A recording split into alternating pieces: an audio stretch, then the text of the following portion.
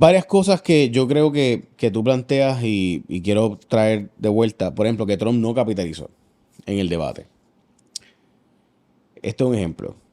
No salió en ningún momento el tema de que el Partido Demócrata no sabe lo que es una mujer. Y esos debates, voy a explicar por qué esto lo digo. El wokeism. Trump nunca apeló a los instintos más obvios que él típicamente apela, que son esos instintos homofóbicos, que son instintos transfóbicos, que existe y que todo el mundo sabe que dividen por el mismo medio al Partido Demócrata. Trump nunca usó la herramienta que él tenía a su disposición de poder decir, pero ¿de qué estamos hablando? Este es el partido que acaba de nombrar a una jueza al Tribunal Supremo que cuando le preguntaron qué es una mujer, no pudo definir qué es una mujer. Yeah. O sea, yo me imagino que Tom Cotton tenía que estar acá. O sea, porque es que eso es algo que divide dramáticamente al Partido Demócrata y que el Partido Republicano en Fox News lo capitaliza todos los días. Trump nunca lo usó. Y es una de esas cosas que aleja gente. De hecho, es el argumento que más ha alejado a los jóvenes varones del Partido Demócrata y volverlos hacia, especialmente a los latinos. Los datos son que los latinos no están de acuerdo con eso, con el wokeism. Que por si acaso la palabra woke es una palabra que empezó que para mí es lo correcto, es que seamos personas ilustradas. Despierta. Que estemos viendo los prejuicios, que estemos notando los privilegios. Todo eso es bueno. El problema es que lo se convirtió en un asunto extremo. Y como todo lo que llega a los extremos, igual que la religión, que la religión es buena. O sea, compartir, creer que hay algo superior a uno, creer que uno debe ser humilde, que uno debe amar al hermano, al prójimo como uno mismo. Todo eso es bueno. Hasta que lo convierte en un asunto de fanatismo de que hay que matar el hoguera a los que no son creyentes. Espérate, pero con calma. O sea, ¿por qué? ¿Por qué tú crees que Trump no llegó ahí? A mí eso todavía, de verdad, y te digo que le he dado casco y no logro entenderlo. Puede haber otro aspecto y es, voy a usar una anécdota que compartió David Axelrod, que era el estratega senior de Obama en su primera administración y en la campaña de reelección. Cuando Obama era presidente y tuvo su primer debate, él como presidente se preparó, pero realmente no se preparó tan bien. Y esa noche Axelrod le dijo a David Plouffe, que era el director de campaña, vamos a tener una noche larga. Y Barack lo oyó. Y luego perdió el debate. Barack Obama perdió el primer debate. El segundo debate lo ganó. Y antes de salir le dijo, we're ready for tonight. Hay momentos en que uno sabe que el candidato no está en la sintonía para enfrentarse a otro. Yo creo que pudo haber pasado también que Trump subestimara a Kamala. Es muy normal. Es una mujer afroamericana, es una mujer, ¿verdad?, de raza mixta. Que no tuvo grandes debates cuando fuera para la primaria. Que no tuvo grandes debates. Es una mujer que yo creo que Trump en privado realmente la siente que es menos que él, que es un ser inferior, y pudo haber cometido el error de subestimarla. Y hay una admiración que yo tengo por Kamala, no porque yo crea que ella es la solución a todos los problemas. Es precisamente por lo contrario. Kamala es una figura que llega y nadie la quiere. Esto es una persona que se ha convertido en la salvadora del Partido Demócrata y quizás de los Estados Unidos, pero que nadie estaba buscándola. Fue que le cayó. Y ella ha tenido que pararse y decir, a mí nadie me ha regalado nada y yo me voy a enfrentar a Donald Trump. Y lo hizo con una efectividad que poca gente lo ha logrado. Yo me quito el sombrero. Yo te voy a decir algo que sé que va a ser antipático, pero yo no creo que en el caso de ella, o sea, yo tengo agarrado el corazón a Hillary Clinton y yo sé que está del cara decir esto. Era difícil querer a Hillary, pero nadie puede quitarle que tenía todos los galones y la preparación más brutal para el puesto. O sea, Eso no se lo para quita lograr nadie. derrotar a Hillary Clinton a la presidencia de Estados Unidos pasaron 16 años de demonización, casi 20 años desde la época de los Clinton. Pero, O sea, pero brutal. pero demonización bestial, porque Hillary tenía todos los elementos y simplemente hay que decirle que Donald Trump, 8 años después de que tú puedes estudiarlo, Sí. verificarlo, saber sus puntos débiles, es mucho más difícil ganarle ahora que en el 2016. Totalmente. Y planteo eso, ¿verdad? Porque, y otra cosa, a Hillary le tiraron hasta el FBI, que a último minuto, cuando ella tenía por fin momentum para ganar, el FBI dice que iba a reabrir la investigación contra ella, porque obviamente, o sea, La wow. carta de Comey. Sí, James Comey saca una carta diciendo voy a reabrir la investigación 2 días antes de las elecciones. ¿Quién te invitó, Comey? O sea, este era un individuo que era el director del FBI, pero tenía unas especies de ínfulas de persona importante. Y saca una carta a días de las elecciones, como tú dices. 4 días antes de las elecciones, 2 días antes del día como tal. ¿Pero qué es esto? Entonces no resuelve nada, básicamente estoy investigando. Eso combinado con otras cosas. Yo te voy a decir una cosa sobre Hillary. Lo voy a compartir aquí para beneficio tuyo y del público. Yo estaba en un comité en esa campaña. Yo me activé en esa campaña de Hillary. Ayudé ¿verdad? A levantar fondos en las comunidades puertorriqueñas, en Florida y en Puerto Rico. Y yo estaba en una llamada semanal de ese comité. Era un comité básicamente de gente de básicamente todos los estados y entrábamos y escuchábamos a David Plouffe, escuchábamos más o menos. Y todo el tiempo había un sentido de que vamos a ganar. Esto estamos bien, esto estamos para adelante, salvo la última semana. Esa llamada, cuando yo enganché, yo dije, Houston, we have a problem. Porque empezaron a decir que los estados barómetros que hay que ver, pues tenemos que sacar y movilizar. Y había todavía vamos a ganar, pero esto va a ser hasta el último momento. Y de pronto yo dije, aquí hubo un cambio. Aquí se dieron cuenta que hay una cosa que ellos no anticiparon. La realidad es que Trump, yo no creo, si repasas todos los medios nacionales, salvo los fringe, salvo Infowars y gente así, nadie dijo Trump va a ganar. Por eso es que cuando gana, él le declara la guerra a los medios. Y le declara la guerra a todo el mundo porque dijo, si ustedes de todas maneras no estaban conmigo, él, vuelvo y te digo, no puede ser que se esté poniendo un poco viejo también. Eso no podemos negarlo. Yo todavía lo veo ágil. Yo lo veo bien. Lo veo ágil. Pero no estaba en su mejor noche. Pero digamos que George W. Bush del 2000, para mí, fue mucho mejor candidato que el 2004. Gana porque había una guerra. Bla, bla. Tienden a ser así. Sabes que se ha estudiado que los incumbentes no suelen ser buenos debatientes porque tienen tanta información y cómo tú la condensas se le hace difícil. El que es candidato, pero no es incumbente, tiende a ser mejor en el debate. En parte porque no tienes tanta información. Segundo, no cargas con la incumbencia. Y tercero, a veces explicas las cosas mejor cuando no sabes mucho. De hecho, Trump es un ejemplo de eso. Cuando fue presidente, una de las críticas que le hacía a su círculo cercano es que no era un hombre de leer los memorandos de inteligencia, no era un hombre de prepararse. Le dedicaban libros, nunca leía libros. O sea, esta es una persona porque él piensa que eso es perder el tiempo, realmente. Él piensa que dedicarle 5 horas a leer un libro, eso es, o sea, él le paga a alguien para que le diga el summary. Incluso los libros que él escribió, está documentado, era con ghostwriters, era con escritores que él le decía, yo quiero que tú digas esto. O sea, el Art of the Deal, el otro libro que fue el Comeback, que fue quebré y ahora soy rico otra vez. Lo mismo, o sea, Trump ha roto todos los esquemas, sigue rompiéndolos. No tuvo su mejor noche, pero una cosa que hemos aprendido en esta campaña, y no sé si a ti te pasa, ustedes no se dan cuenta que hace menos de 2 meses a Trump lo trataron de matar, pegar un tiro en la cabeza, que el debate con Biden fue a fines de junio y que ya en julio se salió. O sea, las cosas pasan tan rápido que todavía 1 mes y medio falta un mundo. Van a pasar cosas, van a haber altas, van a haber bajas, van a haber escándalos. Yo estoy seguro que le van a sacar cosas a Kamala de escándalos que la gente va a decir, ay, Dios mío, y viceversa.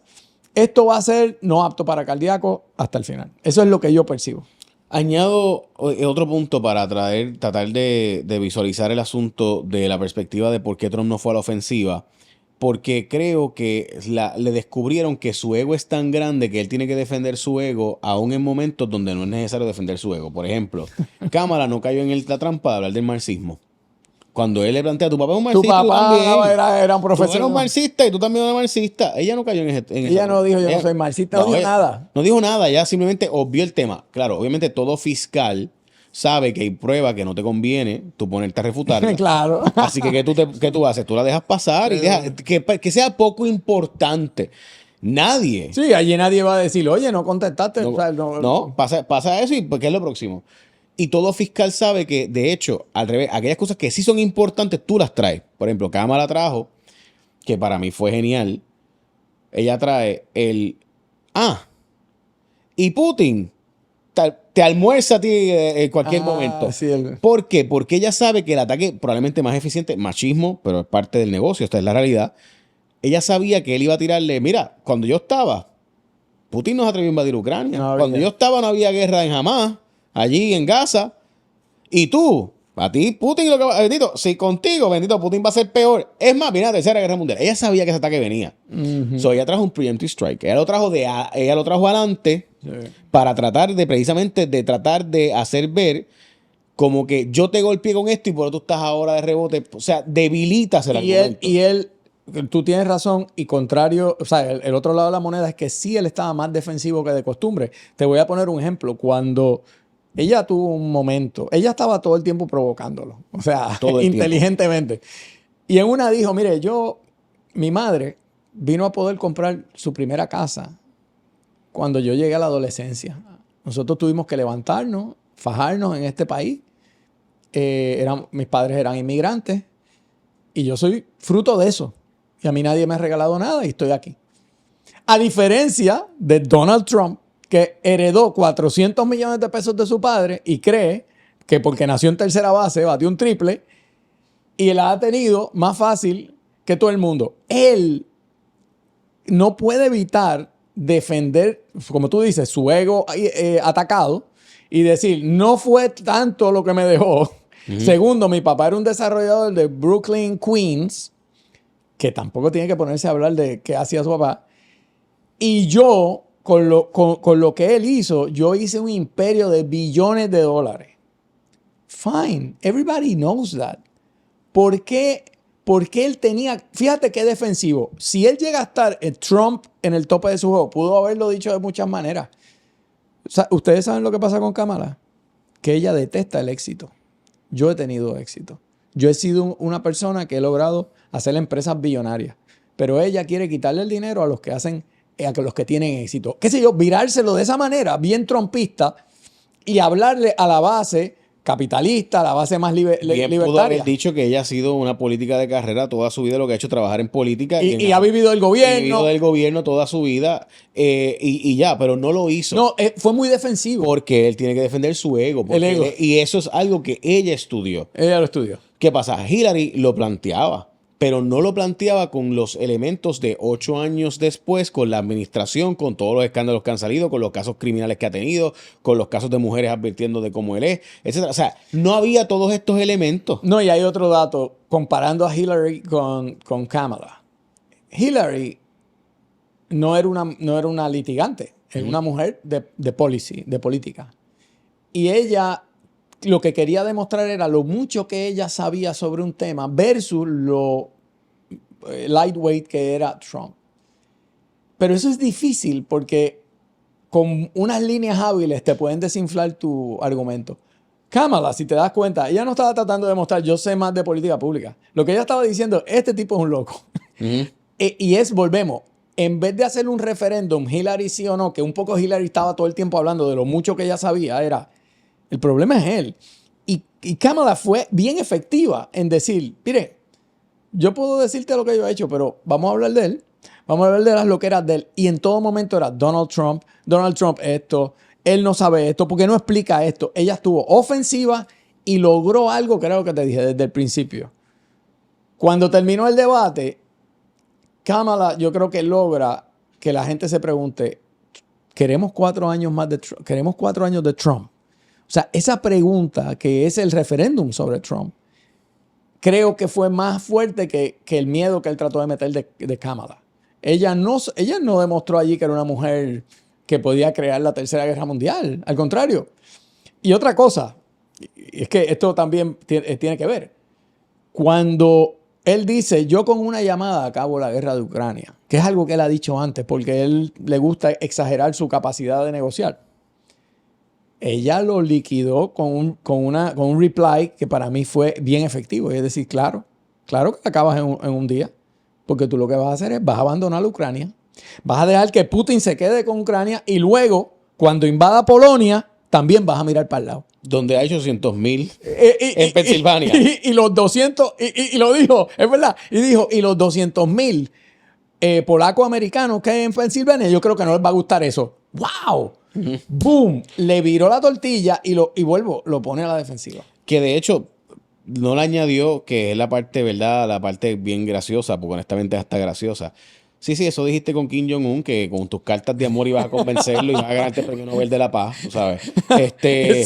El dictador de Norcorea, eso para recordarle a la gente, él decía que le escribió una carta muy bella y muy bonita, era una cosa bien rara, pero era la manera que él decía, yo con él lo estoy calmando, porque el problema de Norcorea es que tiene poder nuclear y puede llegar a tener armas nucleares. Y esa es la gran pelea. Y todo lo que trata de hacer un presidente es neutralizar eso, porque en el momento en que un régimen como ese tiene el poder de bombardear a cualquiera, el mundo se te pone mucho más complicado de lo que está. Ahora mismo, eso es una cosa, dicho sea de paso, eso fue un tema que para mí que Trump ya estaba un poco desalborado, pero no le quedó mal decir, bueno, ustedes creen que van a ganar solo apoyando a Zelensky. No se olviden que Vladimir Putin tiene armas nucleares. Y yo lo que quiero es evitar que eso llegue ahí. Nadie se ha puesto a pensar, oye, Putin, si tiene la espada y la pared, puede usar armas nucleares. Alguien que dirá, no las puedo usar. Bueno, Estados Unidos lo usó luego de que prácticamente había dominado la Segunda Guerra Mundial, porque dijo, yo no estoy dispuesto a seguir ahí peleando.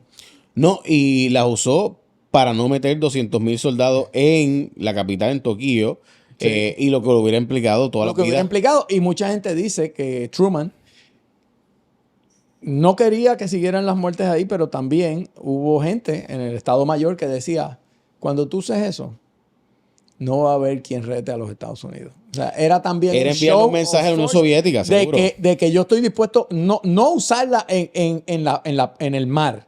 Yo estoy dispuesto a bombardear una ciudad. Y eso fue básicamente el inicio de la Guerra Fría, y fue fría porque sabían que Estados Unidos podía usar las armas nucleares. Y que Rusia 4 años después tenía una también. y ahí pues hubo Guerra Fría, ¿no? Sí, la Unión Soviética. Y hoy día pues ya son muchos los que tienen esas mismas bombas. Ya no solamente Estados Unidos y Rusia y la Unión Soviética.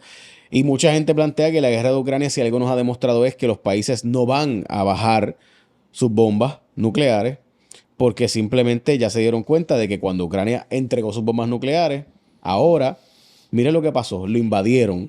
Que si Ucrania se hubiera quedado con sus bombas nucleares, que eran de la Unión Soviética, claro, quizás tendríamos un resultado diferente y no se hubiera atrevido Putin a invadirlo. Y que por tanto ahora, en la era soviética, la era nuclear, ahora será inevitable que los países que la tienen tengan más y no las entreguen nunca. Y nunca lleguemos a un acuerdo de desnuclearizarnos.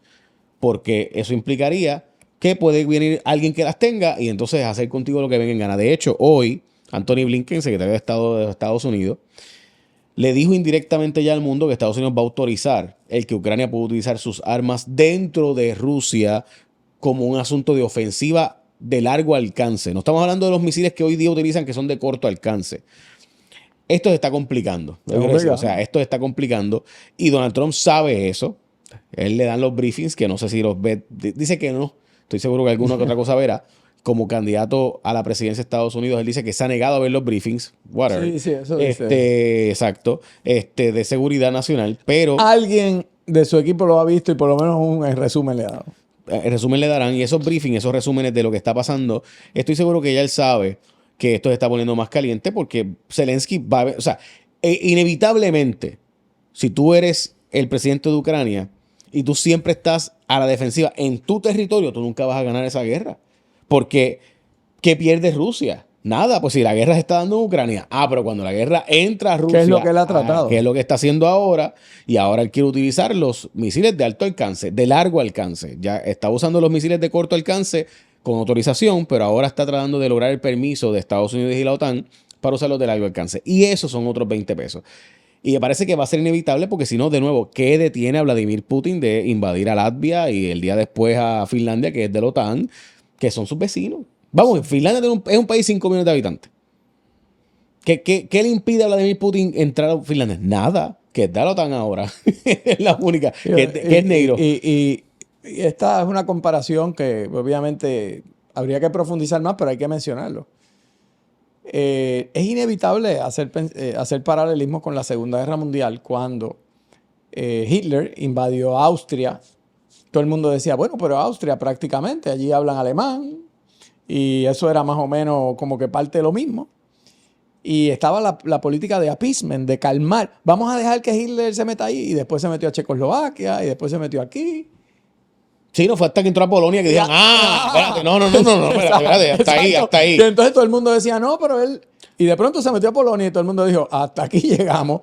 Y entonces... Sí, porque no fue hasta el 1 de septiembre del 39, cuando entra a Polonia, que entonces dije, anda para el carajo. Sí, este tipo está en serio. O sea, Este tipo está en serio.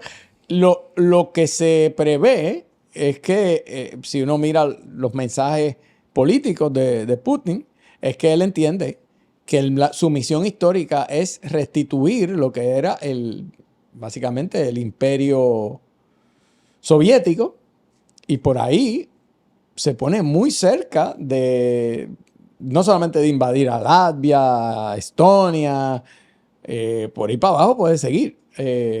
Y no sé quién fue quien lo dijo, pero la edad de Putin es un problema. Porque es un hombre que ya está en la etapa, todavía tiene fuerza, pero sabe que le quedan unos años de vida y ya él está pensando en el legado histórico, y no creo que su legado va a ser meterse el rabo entre las patas y regresar a Rusia y decir me equivoqué en Ucrania. Y tiene armas nucleares. O sea, esto es un problema que no tiene solución fácil. Y por no mencionar el problema que hay en el Medio Oriente, con Israel y con Palestina. Tiene que haber alguna victoria elegante, alguna forma elegante de los dos llegar a un acuerdo. Yo pienso que darle la zona del Donbass, la zona de Crimea, sí, que ya las tiene. Ya esas las tiene. Tiene que haber un detente ahí. Tiene que haber. Porque la verdad es que, de nuevo, o sea, Putin, de acuerdo contigo, o sea, regresar atrás no es una opción. Él no va a hacer eso. Además, económicamente, todo el mundo decía Rusia va a quebrar. Rusia no ha quebrado. No, y la verdad es que el problema es que el resto del mundo tiene... O sea, Rusia es el país más grande del mundo, gente, para que tengamos idea de cuán grande es Rusia. Sí. Tiene 9 tiempos, o sea, 9 horarios distintos. O sea, Estados Unidos tiene 3. Y eso es después de haber perdido toda Ucrania y todas las otras repúblicas. O sea, Rusia, sí, el país más grande, o sea, por mucho. Es gigante, y ese país enorme pues tiene un montón de situaciones, ¿verdad? De recursos que le vende al mundo, y el mundo no tiene forma de sustituirle. Esa es la verdad. Pues tú sabes, pues es como decir que vamos a darle producir en China. Sí, seguro, dale, mete mano. ¿Dónde lo vas a hacer? ¿Dónde lo vas a hacer ese precio, ese costo? Pues la verdad es que no hay otro lugar. ¿Sabes que Henry Kissinger decía eso antes de morir? Pero quizás Kissinger fue la figura más importante de la diplomacia americana en toda la segunda mitad del siglo XX y principios del siglo XXI. Y él decía, Zelensky se está convirtiendo en una persona peligrosa, porque cuando tú tienes apoyo ilimitado y tienes una ideología de que yo lo que quiero es restituir todo mi territorio, ¿qué es lo que tú vas a negociar? Y él dice, inevitablemente para que haya paz tiene que haber una negociación. ¿Por qué? Porque un poder nuclear como Rusia, tú no lo vas a poder convencer, vuelve a tu casa y se acabó. Eso es lo que decía Kissinger, o sea, en pocas palabras. Y estamos ahí. Occidente está diciendo, sigues teniendo un cheque en blanco, pero ¿qué podemos hacer? Y es obvio que esto no es una guerra de unas semanas más. Carlos, la demografía para mí lo determina todo. Y a la larga, el problema principal que tiene Rusia es que está envejeciendo y empobreciéndose en el sentido de que es un país que no tiene un futuro de crecimiento, sino de decrecimiento. Ujú. O sea, y de hecho hoy Mario Draghi, todo el mundo lo conoce, ¿verdad? Uno de los tipos más famosos del mundo, italiano, ECB, Banco Central Europeo, etcétera. El mundo financiero lo conoce perfectamente y sabe. Mario Draghi advierte que el problema principal que tiene Europa es el envejecimiento de su población y que no tiene gente joven. O sea, no tiene sustitución de población, que es lo que está pasando en Puerto Rico. Es una población, lo mismo que está pasando en Japón. La única Casi solución a todos eso, los países desarrollados. la única solución a eso, bueno, el control de la natalidad, pues ha provocado que la gente pues deja de tener hijos. Y eso pues es buenísimo para una, ¿verdad? A nivel micro, a nivel macro, pues tiene sus complicaciones. ¿Qué pasa? Que Rusia está ya en ese proceso también y Estados Unidos no, porque Estados Unidos tiene un montón de inmigrantes. Estados Unidos tiene un montón. La gran fortaleza de Estados Unidos es la gran debilidad, según ¿verdad? Dice Trump, es esa emigración, esa inmigración de gente que está dispuesta a ir para allá a producir y trabajar joven. Esa no es la realidad de otros países, particularmente de la Unión Europea. Ya Estados Unidos está viendo también que eso tiene ¿verdad? Tiene un punto después del año 2060. La Unión Europea habla de eso antes, pero nada, en fin, lo que planteo con esto es que Putin ya está viendo esa realidad y él quiere en ese legado dejar una Rusia fortalecida y por tanto hay que negociar con él. Pero sí, cuando Donald Trump advierte que es posible una tercera guerra mundial, si esto sigue escalando, pues seguro, es algo que nadie quiere, pero seguro que si esto sigue así, pues bien no va a terminar. Sí, y lo cierto es que cuando miras la historia completa de la humanidad, pero vamos a coger la historia del siglo XX y el siglo XXI, siempre ha habido guerra. La guerra siempre ha existido. O sea, la guerra es el mecanismo que utilizan pues, desde las tribus, los países, los conglomerados. Cuando ya algo no se puede resolver de ninguna otra manera, se recurre a la guerra y a veces por imbecilidades es que se explota una guerra. Uh-huh. Entonces, decir que el siglo XXI, como van los vientos, no va a haber una guerra grande, pues es darle la espalda a lo que ha sido el desarrollo del mundo. Uno no quiere que haya una guerra. Yo no creo que nadie quiere que haya una guerra, pero la mesa está servida. O sea, tienes a China y o sea, cuando uno dice China, tienes que entender muchas cosas. Es el país más poblado del mundo, es el país de mayor crecimiento económico en el mundo y es el milagro económico más grande en la historia de la humanidad. O sea, el nivel de gente que cambió de ser pobre en 30, 40 años a tener una clase media es increíble. Los chinos no piensan como nosotros. Nosotros pensamos como occidentales. Tenemos una mentalidad que estamos en problemas, la gente es quejona. En China la mentalidad es voy para arriba y me voy a quedar con el mundo. O sea, we are superior to you. Están haciendo un outpost aquí en Antigua, al lado de nosotros. Y ha provocado que Estados Unidos esté pensando, bueno, ¿cómo voy a meterme en el Caribe a influir económicamente? O sea, sí, porque ellos es un imperio global que se ven como la raza que va a salvar lo va a dominar, seguro. Sí, que va a dominar el mundo culturalmente, no solo, o sea, no es que van a invadir el mundo, es que sencillamente son superiores, porque tienen cosas para pensar que son superiores, tienen una cultura más antigua que cualquiera de nuestros países. Uh-huh. Vamos a empezar por ahí. Y lograron con un capitalismo de Estado y con libertades muy limitadas, mostrar unos resultados de crecimiento económico que ningún país del mundo ha podido lograr. O sea que... Sí, un capitalismo de Estado, entre comillas, como todo el mundo sabe, ¿verdad? Porque un capitalismo de Estado de la perspectiva... O sea, ellos son liberales económicamente, pero cuidado. Con un grip del Estado sí. de que tú tienes que hacer lo que yo diga. Cuando Alibaba se puso medio aquel... Por tanto, los recursos no son ilimitados. Es decir, o sea, los recursos son... Tú creciste hasta aquí porque aquí en adelante yo voy a coger los recursos para usar lo que yo quiero. Sí. Y obviamente el asunto que tienen es que ya no son el país más poblado del mundo. Lo fueron hasta, no sé nada, India está por el lado. India ya llegó.